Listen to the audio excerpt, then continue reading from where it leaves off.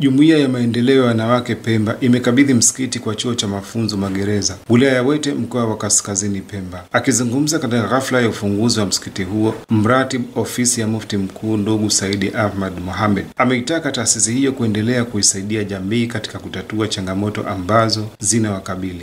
Kwa hiyo niombe hii njia mlioitumia mpaka mkaweza kuzipata shilingi milioni 1,09,026, basi tuna uwezo wa kuweza kufanya kwa mwaka mara 4 ya hiki ambacho kwamba kimetendeka. Na mimi niahidi kama ambavyo nilishirikiana jumuiya hii hapo nyuma, niko tayari kuweza kuendelea kutoa mashirikiano kuona kwamba nguvu zetu zinagusa katika maeneo yenye mahitaji, kama mithili ya eneo hili ambalo kwamba mmeligusa ni eneo sahihi kabisa. Katika mwendelezo wa hotuba yake, mratibu huyo amesema, niendelee kuwashukuru kwa kweli, niendelee kuwashukuru sana kwa hili ambalo mmeliridhia na mkaona kwa maana ya kwamba ni sehemu sahihi kwa wanafunzi wanaokuja, isiwe kikwazo kwao kwamba wako katika chuo cha mafunzo kuweza kukosa sehemu sahihi na salama ya kuweza kufanya ibada zao. Mkuu wa zoni ya Pemba chuo cha mafunzo ASP Hafidh Haji Mcha pamoja na kiongozi wa jumuiya hiyo ndugu Asia Amor Abdallah wamekuwa na haya. Kwa ujumla tunawashukuru sana.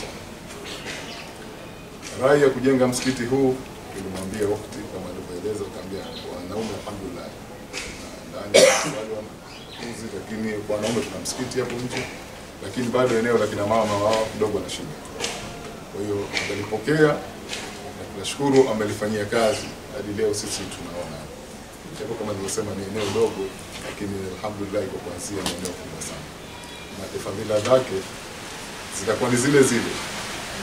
Sio kusema amejenga msikiti mkubwa, fadhila zinakuwa kubwa, sio mdogo, fadhila zake ni zile zile, kwa sababu lengo lake ni ile kufanya ibada. Lakini tumekuja hapa kwa sababu tumeona hii changamoto ipo ya kuwa wao hawana eneo rasmi la kufanyia ibada. Tukaamua kutafuta fadhili kutoka sehemu tofauti, na alhamdulillah walichukulia umuhimu, wakatuamini, wakatukabidhi na tukaanza kujenga msikiti ambao umetugharimu milioni 1,926 na leo tumeukabidhi. Kwa upande wake, mkuu wa gereza la wanawake ASP Mwanajuma Abdullah Ali ameshukuru kwa dhati jumuiya ya maendeleo ya wanawake kwa kuwajengea sehemu ya kufanyia ibada, jambo ambalo linaweza kuleta faraja kubwa kwa waumini hao. Umoja wa kina mama ya wanawake kwa jitihada zao za kukaa mpaka kufikisha kuwaza na kuwazua kwa kutuletea sehemu hii na kutujengea msikiti kwa ajili ya ibada, tunashukuru sana. Na ibada hii haitofanywa tu kwamba rumande na wanafunzi, maafisa, wapiganaji, rumande na wanafunzi wao.